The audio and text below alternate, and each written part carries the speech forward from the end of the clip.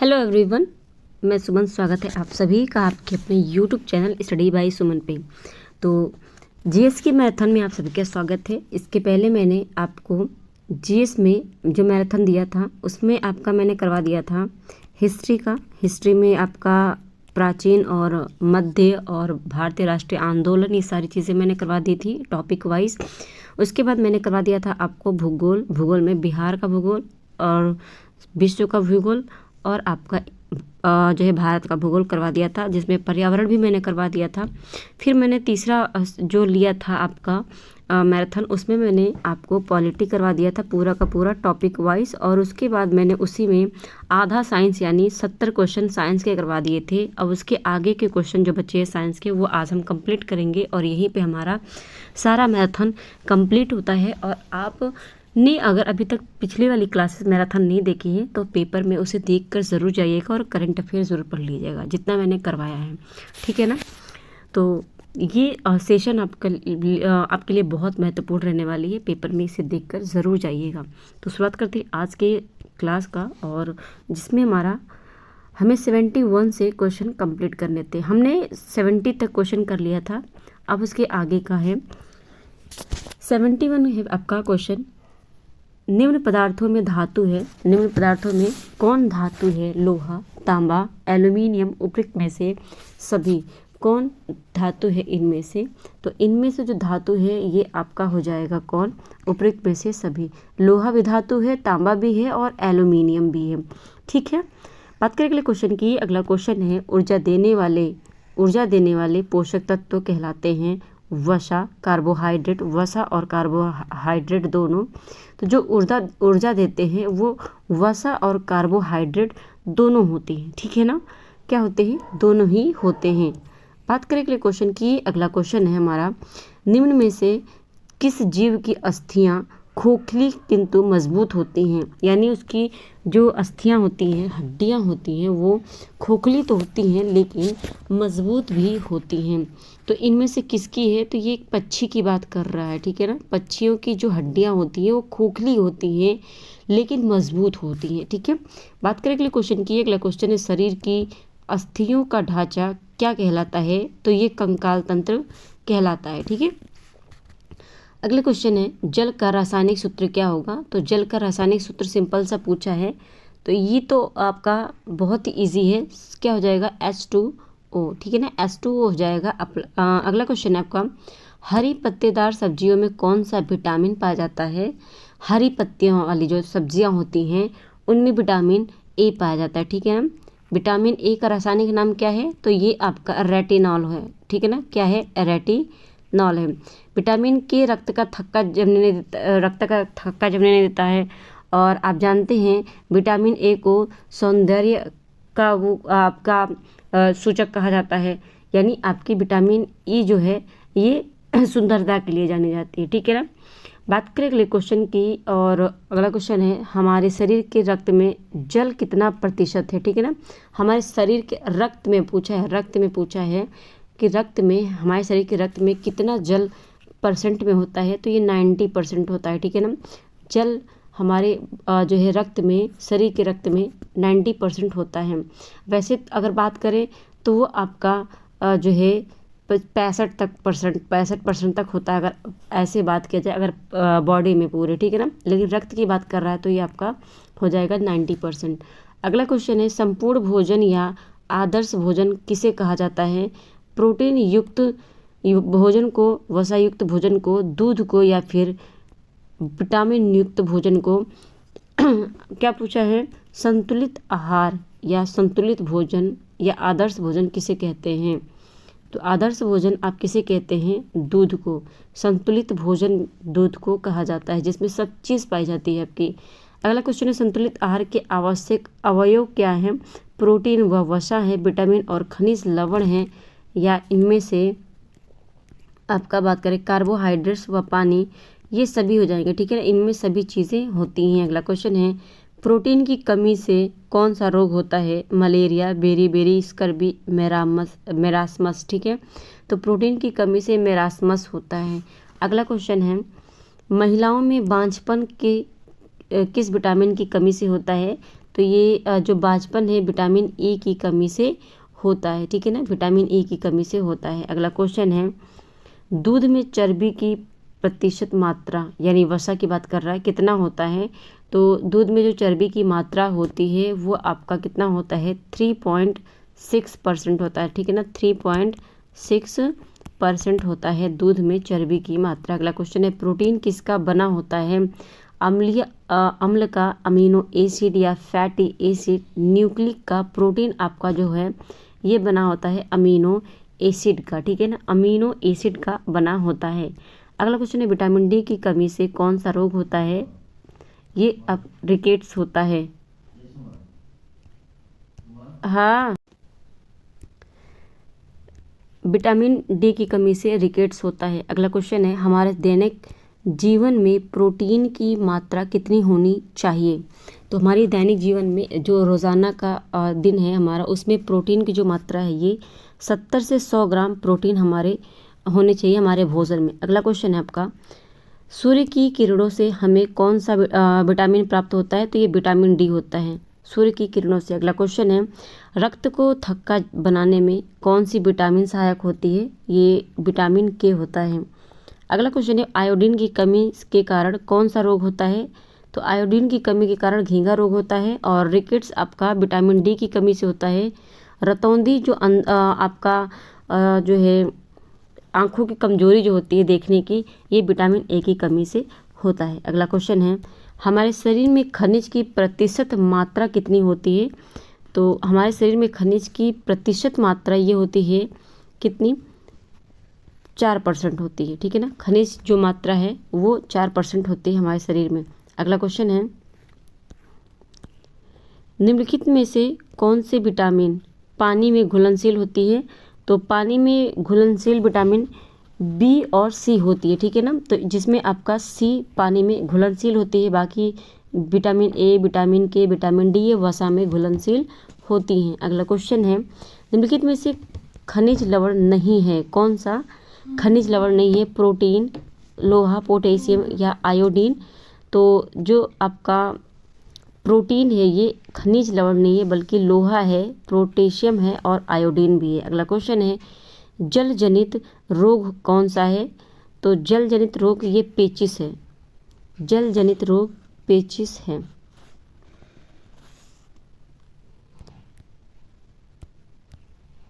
अगला क्वेश्चन है, प्रोटीन कितने प्रकार के होते हैं। प्रोटीन कितने प्रकार के होते हैं। प्रोटीन आपके 2 प्रकार के होते हैं। प्रकाश वर्ष किसका मात्रक होता है। तो प्रकाश वर्ष ये दूरी का मात्रक होता है। अगला है, हमारे शरीर में रक्त में उपस्थित हीमोग्लोबिन कौन सा तत्व बनाता है। तो ये जो बनाता है आपका हीमोग्लोबिन, ये बनाता है आपका लोहा बनाता है, ठीक है। अगला क्वेश्चन है, हड्डियों और दांतों की मजबूती और निर्माण में कौन सा तत्व आवश्यक है। जिंक, लोहा, फास्फोरस या सोडियम। तो ये आपका फास्फोरस जो है आपकी आवश्यकता है इसकी हड्डियों और दांतों की मजबूती के लिए, ठीक है, फास्फोरस की आवश्यकता होती है। अगला क्वेश्चन है, विटामिन सी की कमी के कारण कौन सा रोग होता है। ये होता है आपका स्कर्वी रोग, ठीक है। अगला क्वेश्चन है, किस खनिज लवण की सहायता से शरीर का तापमान नियंत्रित करता है। लोहे की, सोडियम की, आयोडीन की या गंधक की। तो किस खनिज के माध्यम से, ठीक है, किस खनिज लवण की सहायता से शरीर का तापमान कंट्रोल किया जाता है। तो ये आपका हो जाएगा आयोडीन की, ठीक है, आयोडीन से। अगला क्वेश्चन है, कौन सा खनिज लवण हड्डियों और मांसपेशियों में लचीलापन लाने में सहायक होता है। मैग्नीशियम, गंधक, क्लोरीन या आयोडीन। ये आपका मैग्नीशियम होता है जो कि हड्डियों और मांसपेशियों में लचीलापन लाने में सहायक करता है, मैग्नीशियम। अगला है, निम्नलिखित में से कौन सा जल सबसे शुद्ध होता है। तालाबों का, कुओं का, वर्षा का या नदियों का। तो ये आपका जो वर्षा का जल होता है ये शुद्ध होता है। हमारे शरीर में कार्बोहाइड्रेट का कार्य ऊर्जा प्रदान करना, मांसपेशियों को मजबूत करना या फिर आपका प्रोटीन व वसा की बचत करना, इनमें से सभी हो जाएगा, ठीक है। अगला क्वेश्चन है, शरीर में नई कोशिकाओं के निर्माण में सहायक तत्व है। नई कोशिकाओं के निर्माण में सहायक कौन सा है। ये आपका प्रोटीन है जो कि शरीर में नई कोशिकाओं का निर्माण करता है। नेक्स्ट क्वेश्चन है, हमारे शरीर में खनिज लवणों का कार्य है दांतों और हड्डियों का निर्माण करना, रक्त में अम्ल क्षार का संतुलन बनाए रखना, रक्त कणों का निर्माण करना, उपयुक्त में से सभी। ठीक है, तो इसमें आपका सभी हो जाएगा। अगला क्वेश्चन है, कार्बन हाइड्रोजन और ऑक्सीजन के मिश्रण से बनने वाला तत्व कौन सा है? कार्बन हाइड्रोजन और ऑक्सीजन के मिश्रण से बनने वाला जो तत्व है ये आपका क्या है? कार्बोहाइड्रेट है। अगला है, हमारे शरीर में विटामिन ए निम्नलिखित कार्य करता है। विटामिन ए क्या करता है? आंखों की ज्योति में वृद्धि करता है, यह मुलायम ऊतकों में वृद्धि करने में सहायक होता है, यह अस्थि पिंजर को मजबूत बनाता है, उपयुक्त में से सभी। तो अगर बात करें 105 का, तो ये आपका आंसर हो जाएगा उपयुक्त में से सभी हो जाएगा। ठीक है, उपयुक्त में से सभी हो जाएगा। नेक्स्ट क्वेश्चन है, हमारे शरीर में विटामिन डी निम्नलिखित कार्य करता है। हड्डी और दांतों को मजबूत करता है, शरीर में फास्फोरस और कैल्शियम अम्ल को पचाने का कार्य करता है, यह बच्चों के शारीरिक विकास में सहायता करता है। ये सभी हो जाएगा। अगला क्वेश्चन है, लंबे समय तक कठोर शारीरिक कार्य करने के बाद मांसपेशियों में थकान अनुभव होने का इनमें से मुख्य कारण क्या है?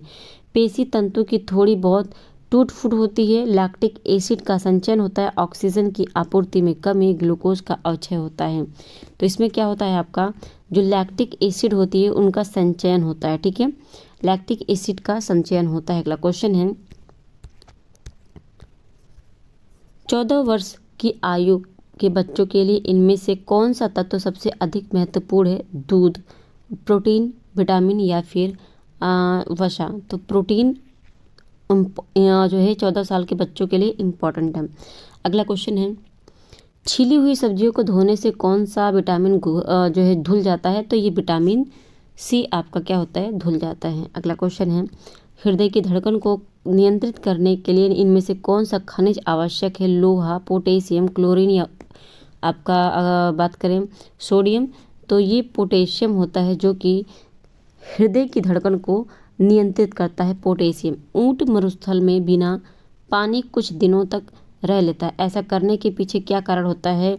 इसका कारण ये है कि अपने कुबड़ में जमा किए गए चिकनाई का प्रयोग करके। ठीक है, इसमें आपका ये जो है 111 का, अगर बात करें 111 का, अपनी मांसपेशी में जमा किए पानी का उपयोग करते हैं, ये बात सही हो जाएगी। ठीक है, अपने मांसपेशी में यानी अपनी पेशी में जमा किए गए पानी का प्रयोग करते हैं। अगला क्वेश्चन है, सीमेंट और हड्डियों में इनमें से कौन सा तत्व पाया जाता है? सीमेंट और हड्डियों में फास्फोरस, कैल्शियम, नाइट्रोजन या सिलिकॉन क्या पाया जाता है? तो इसमें आपका कैल्शियम पाया जाता है। सीमेंट और हड्डियों में क्या पाया जाता है? कैल्शियम। अगला क्वेश्चन है, घात करो और छिप जाओ के नाम से विख्यात विषाणु इनमें से कौन सा है? घात करो और छिप जाओ। ठीक है ना, ये इम्पॉर्टेंट है, आप लगा लीजिएगा।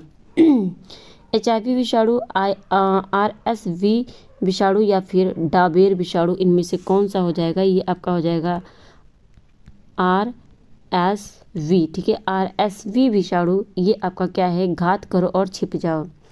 अगला क्वेश्चन है, क्या कारण है कि मेघाच्छन्न रात की अपेक्षा, ठीक है, मेघाच्छन्न रात की अपेक्षा निर्मल रात अधिक ठंडी होती है? नियत आयाम के कारण या फिर विकिरण के कारण? तो ये विकिरण के कारण होता है कि जो है रात क्या होती है? ठंडी होती है। ठीक है, अगला क्वेश्चन है, टेस्ला यूनिट किस क्षेत्र से संबंधित है? टेस्ला चुंबकीय क्षेत्र से, द्रव्यमान या गति से? तो ये चुंबकीय क्षेत्र से संबंधित है टेस्ला आपका। ठीक है, टेस्ला यूनिट चुंबकीय क्षेत्र से संबंधित है। अगला क्वेश्चन है, निम्नलिखित में से कौन सा सिंथेटिक फाइबर है? सिंथेटिक फाइबर पूछ रहा है, तो ये आपका नायलॉन हो जाएगा। क्या एक फाइबर है? अगला क्वेश्चन है, गलत बताना है। जूट प्राकृतिक रेशे हैं, पॉलिस्टर सिंथेटिक फाइबर है, नायलॉन सिंथेटिक फाइबर है और रेशम सिंथेटिक फाइबर। तो रेशम आपका सिंथेटिक फाइबर नहीं है। ठीक है ना, आपने यहीं पे देखा कि रेशम और ये कपास ऊन ये आपके क्या है? सिंथेटिक फाइबर नहीं बल्कि नायलॉन है। ठीक है ना, तो पॉलिस्टर सिंथेटिक फाइबर है, नायलॉन भी है और रेशम भी है। तो इसमें सॉरी रेशम नहीं है, तो रेशम आपका यहाँ पे सही हो जाएगा आंसर। ठीक है, अगला क्वेश्चन है, जूट के किस भाग से जूट का रेशा प्राप्त होता है? तो जूट के तना से। ठीक है ना, जूट के तने से प्राप्त होता है जूट का रेशा। अगला क्वेश्चन है किस मिश्रण से पदार्थों को अलग करने के लिए किस तकनीक का प्रयोग किया जाता है? तो किसी मिश्रण से पदार्थों को अलग करने के लिए किस तकनीक का प्रयोग करते हैं? क्रोमेटोग्राफी। ठीक है, किसका प्रयोग करते हैं? क्रोमेटोग्राफी का प्रयोग करते हैं। अगला क्वेश्चन है किस प्रकार का आयोडीन को पोटेशियम क्लोराइड और आयोडन के मिश्रण से अलग किया जाता है? फिल्ट्रेशन, अवसादन, आसवन या ऊर्ध्वपातन? तो ये ऊर्ध्वपातन होता है। ठीक है ना, पोटेशियम क्लोराइड और आयोडन के मिश्रण से अलग करते हैं ऊर्ध्वपातन से। ठीक है, अगला क्वेश्चन है नमक और चीनी के मिश्रण को क्या कहेंगे?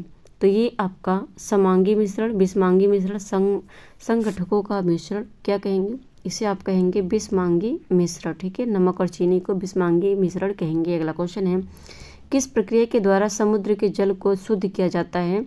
तो ये आपका फिल्ट्रेशन हो सकता है। ठीक है ना, आपका आसवन विधि के द्वारा। ठीक है ना, आसवन के द्वारा समुद्र का जो जल होता है उसे शुद्ध किया जाता है। अगला क्वेश्चन है वॉशिंग मशीन में भीगे कपड़े से जल को निचोड़ने में किस तकनीक का प्रयोग होता है? वाष्पीकरण, निस्तारण, अपकेंद्रण या अवसादन? तो ये आपका अपकेंद्रण होता है। ठीक है ना, जो मशीन में कपड़े को सुखा दिया जाता है तो ये अपकेंद्रण होता है, अपकेंद्रण। अगला क्वेश्चन है किस प्रक्रिया के द्वारा किशमिश के दाने जल में रखने पर फूल जाते हैं? प्रासरण, अवसादन, आसवन या निस्तारण? तो ये आपका होता है प्रासरण के द्वारा। जो किशमिश होता है वो पानी में फूल जाता है। ठीक है, प्रासरण के द्वारा। अगला क्वेश्चन है गैस का द्रव में परिवर्तन कहलाता है? तो गैस का द्रव में परिवर्तन क्या कहलाता है? गैसीकरण कहलाता है, ऊर्ध्वपातन, संघनन या फिर जमना? तो ये कहलाता है संघनन कहलाता है। गैस जब द्रव में बदलता है तो क्या कहलाता है? संघनन। अगला क्वेश्चन है वह ताप जिस पर ठोस द्रव में परिवर्तित होता है उसे क्या कहते हैं? तो उसे आप कहते हैं क्वथनांक। ठीक है, क्या कहेंगे? उसे द्रवणांक कहेंगे। ठीक है ना, वह ताप जो ठोस द्रव में जो ठोस होता है वो द्रव में बदल जाता है उसे द्रवणांक कहते हैं। अगला क्वेश्चन है पदार्थ की कितनी अवस्थाएं होती हैं? 3 अवस्थाएं होती हैं, ठोस, द्रव और गैस। अगला क्वेश्चन है कौन सा पदार्थ गुण नहीं है निम्न में से? घनत्व, संपीड़न, तरंगदैर्ध्य, विसरण? इनमें से कौन सा इसका घनत्व जो है गुण नहीं पदार्थ का? तरंगदैर्ध्य पदार्थ का गुण नहीं है। अगला क्वेश्चन है प्रकाश संश्लेषण के समय उत्सर्जित गैस कौन सा है? तो ये आपका ऑक्सीजन जो है उत्सर्जित किया जाता है और आपका बात करें कार्बन डाइऑक्साइड ग्रहण होता है। ठीक है, अगला क्वेश्चन है किस ठोस पदार्थ का सीधे वाष्प में परिवर्तन होता है? तो ये आपका किसी ठोस पदार्थ का सीधे वाष्प में परिवर्तन क्या कहलाता है? वाष्पन, उबलना, संघनन या ऊर्ध्वपातन? तो ये आपका ऊर्ध्वपातन कहलाता है। जब कोई ठोस पदार्थ होता है वो सीधे वाष्प में परिवर्तन हो जाता है तो ऊर्ध्वपातन कहलाता है। अगला क्वेश्चन है वाष्पन की प्रक्रिया से उत्पन्न होती है गर्मी, ठंडक, ताप में वृद्धि? तो ये उत्पन्न होता है क्या? ठंडक। वाष्पन की प्रक्रिया से ठंडक उत्पन्न होता है 100 डिग्री सेल्सियस। ठीक है ना, 100 डिग्री सेल्सियस ताप का केल्विन में मान क्या होता है? 100 डिग्री सेल्सियस का। तो ये आपका पूछा है, इसका जो आंसर हो जाएगा ये हो जाएगा 373.15। ठीक है, 373.15 ये किस में हो जाएगा? केल्विन में हो जाएगा, 100 डिग्री सेल्सियस ताप का। ठीक है ना, अगला क्वेश्चन है किसका ऊर्ध्वपातन होता है? तो गंधक का, आयोडीन का, मैग्नीशियम का, ब्रोमीन का? ऊर्ध्वपातन पूछा है किसका होता है? तो आयोडीन का ऊर्ध्वपातन हो जाता है। ठीक है, अगला क्वेश्चन है पुष्प के किस भाग से फल का निर्माण होता है? बाह्यदल, परागकोश, अंडाशय या फिर वर्तिकाग्र से? तो ये अंडाशय से प्राप्त होता है। अगला क्वेश्चन है शुष्क बर्फ क्या है? तो ठोस कार्बन डाइऑक्साइड को क्या कहते हैं? शुष्क बर्फ कहते हैं। अगला क्वेश्चन है किसी पदार्थ की इकाई के आयतन के द्रव्यमान को क्या कहते हैं? तो किसी पदार्थ की इकाई के आयतन के द्रव्यमान को हम क्या कहते हैं? दाब, संपीड़न, घनत्व या आकृति? तो ये आपका क्या कहलाता है? घनत्व कहलाता है। ठीक है, अगला क्वेश्चन है निम्नलिखित में कौन पदार्थ का गुण नहीं है? स्थान घेरना, द्रव्यमान होना या फिर आयतन होना, नंगी आंखों से दिखाई नहीं देना, इसमें से आपका कौन सा सही हो जाएगा? ये आपका फोर्थ हो जाएगा। ये गुण नहीं है पदार्थ का। अगला क्वेश्चन है, किसी गैस का द्रव में परिवर्तित हुए बिना सीधे ठोस अवस्था में परिवर्तित होने की क्रिया क्या कहलाती है? तो ये आपका कहलाता है क्या? ऊर्ध्वापातन कहलाता है। कोई गैस है, ठीक है ना, किसी गैस का द्रव में परिवर्तन होने हुए बिना सीधे ठोस अवस्था में परिवर्तित होना, ये ऊर्ध्वापातन कहलाता है। अगला क्वेश्चन है, किसी ठोस पदार्थ का द्रवणांक उसके द्रव रूप का क्या होता है? तो क्वथनांक होता है, हिमांक होता है, क्वथनांक और हिमांक दोनों होता है, वाष्पांक होता है। तो ये हिमांक होता है, ठीक है। अगला क्वेश्चन है, निम्न में से कौन सा तत्व पृथ्वी की सतह पर सर्वाधिक मात्रा में पाया जाता है? तो पृथ्वी की सतह पर पूछा है, ठीक है। तो सबसे ज़्यादा कौन सा तत्व पाया जाता है? तो ये आपका पाया जाता है ऑक्सीजन, ठीक है। ऑक्सीजन कितना पाया जाता है? 21% वातावरण में पाया जाता है, और इससे ज़्यादा आपका नाइट्रोजन 78 पाया जाता है, ठीक है। अगला, जल का सर्वाधिक घनत्व होता है। तो जल का सर्वाधिक घनत्व किस पर कब होता है? ये आपका होता है 4 डिग्री सेल्सियस पर। अगला क्वेश्चन है, पॉजिटिव वाला लीजिएगा, माइनस नहीं। अगला क्वेश्चन है, आधुनिक आवर्त निम्न नियम किसने दिया है? तो आधुनिक जो आवर्त है ये दिया है आपका किसने? मेंडलीव ने या हाइगेस बर्ग ने। तो बात करें इसकी, ये मोसले ने दिया, ठीक है ना। जो आधुनिक वाला है ये मोसले ने दिया है। इसके पहले का जो दिया था मेंडलीव ने दिया था। अगला क्वेश्चन है, कच्चे तेल का शोधन करने की क्रिया क्या कहलाती है? ऊर्ध्वपातन, आश्वन, किण्वन या हिमीकरण। तो ये आपका आश्वन कहलाता है। अगला क्वेश्चन है, निम्नलिखित में से मिश्रण है तांबा, जस्ता, पीतल, सोना। तो मिश्रण इनमें से कौन सा है? इनमें से मिश्रण आपका पीतल है। अगला क्वेश्चन है, निम्नलिखित में से यौगिक है सीमेंट, टूथपेस्ट, शक्कर और कोल्ड ड्रिंक। यौगिक कौन सा है? इसमें से यौगिक कौन सा है? तो इसमें अगर यौगिक की बात करें तो ये शक्कर है। अगला क्वेश्चन है, द्रव धातु है ब्रोमीन, जल, फास्फोरस, मरकरी। इसमें से द्रव धातु कौन सा है? तो ये मरकरी है, पारा, ठीक है। अगला क्वेश्चन है, किस वैज्ञानिक ने सर्वप्रथम आवर्त सारणी का निर्माण किया था? तो ये किया था किसने?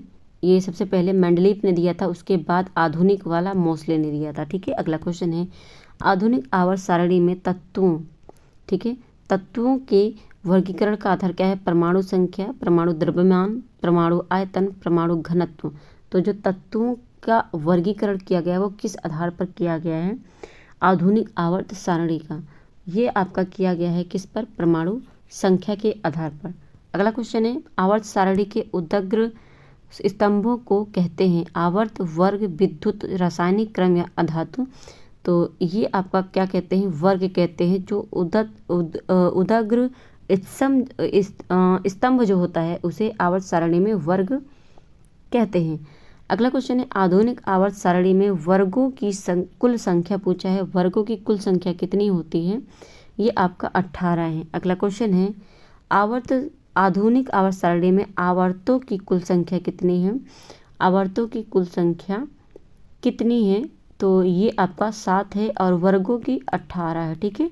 अगला क्वेश्चन है, आघात वर्धनीयता गुण है। आघात वर्धनीयता गुण किसमें पाया जाता है? गैस का, धातु का या मिश्रण का? तो ये आपका धातु में पाया जाता है। अगला क्वेश्चन है, इसमें विद्युत और ऊष्मा का सुचालक पदार्थ होता है और धातु गैस। तो धातु में विद्युत का, ऊष्मा का सुचालक होता है, ठीक है। विद्युत और ऊष्मा का सुचालक इसमें पाया जाता है, धातु में पाया जाता है। अगला क्वेश्चन है, निम्नलिखित में से किस धातु को केरोसिन में डुबाकर रखते हैं? तो ये सोडियम को रखते हैं, ठीक है ना। किसको?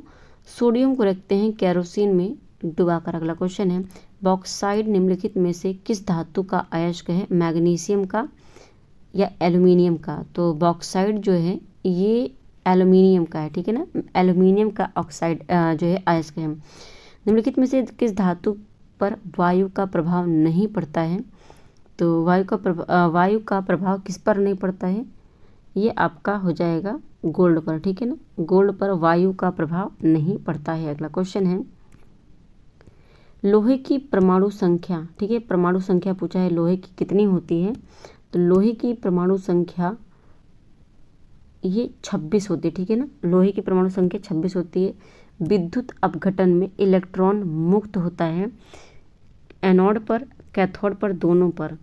तो ये आपका ये एनोड पर होता है। विद्युत अपघटन में इलेक्ट्रॉन मुक्त होता है एनोड पर। अगला क्वेश्चन है, निम्नलिखित में कौन अधिक अभिक्रियाशील है? Cu, Hg, Ag, Au। तो इसमें से सबसे ज़्यादा क्रियाशील जो है, अभिक्रिया जो करता है, ये Cu होता है, ठीक है, कॉपर। अगला है, लोहे से जिंक लेपित करने की क्रिया को क्या कहते हैं? गैल्वेनीकरण या जस्तीकरण कहते हैं। अगला है, सेब का ताज़ा कटना उदाहरण है भौतिक परिवर्तन, रासायनिक परिवर्तन, उपरोक्त में से दोनों। तो सेब का ताज़ा कटना ये उदाहरण है किसका? भौतिक परिवर्तन का। अगला क्वेश्चन है, प्रकाश संश्लेषण फोटोसिंथेसिस में कौन सा परिवर्तन होता है? यह उत्क्रमणीय परिवर्तन होता है। इसमें एक नया पदार्थ बनता है, उपरोक्त में से दोनों। तो अगर बात करें इसमें, ये उत्क्रमणीय परिवर्तन होता है, ठीक है। प्रकाश संश्लेषण में क्या होता है? उत्क्रमणीय परिवर्तन होता है। मोमबत्ती में मोम का जलना है, यह उत्क्रमणीय परिवर्तन है। इसमें एक नया पदार्थ बनता है। तो मोमबत्ती का जो जलना है, इसमें एक नया पदार्थ बनता है, ठीक है। अगला क्वेश्चन है, कौन सी गैस वायु से हल्की पानी में अघुलनशील और उज्ज्वलनशील होती है? ये आपका ऑक्सीजन होता है, नाइट्रोजन या फिर कार्बन डाइऑक्साइड या फिर कार्बन मोनोऑक्साइड, ये होता है आपका नाइट्रोजन, जो वायु से हल्की होती है और पानी में घुलती नहीं है, ठीक है, अघुलनशील होती है और उज्ज्वलनशील होती है। नेक्स्ट क्वेश्चन है, एक चींटी के काटे जाने पर काफ़ी जलन होती है, इसके डंक में क्या पाया जाता है? यानी इसका कारण क्या है? डंक में क्षार होता है, डंक में फॉर्मिक अम्ल होता है। तो इसमें क्या होता है? चींटी हो या फिर आपका जो मधुमक्खी है, इनमें फॉर्मिक एसिड पाया जाता है, ठीक है। तो ये था हमारा आज का और आपका लास्ट मैराथन साइंस का। इसके पहले मैंने आप जितने भी मैराथन करवाया, अगर आपने नहीं देखी है तो प्लेलिस्ट में आपका सारी क्लासेस और मैराथन एक ही प्लेलिस्ट में मिल जाएगी। आप जाकर वहाँ से देख लीजिएगा और देख कर ही जाइएगा पेपर में। करंट अफेयर भी मैंने करवा दी, वो सारी चीज़ें अब देख लीजिएगा, ठीक है ना। तो सेशन अच्छा लगा हो तो शेयर कर दीजिएगा, लाइक ज़रूर कर दीजिएगा, कमेंट करके बता दीजिएगा। और चैनल पर पहली बार आए तो चैनल को सब्सक्राइब कर लीजिए, बेल आइकन प्रेस कर लीजिए। मिलते हैं हम अब एग्ज़ाम के बाद। आज के लिए इतना ही, धन्यवाद।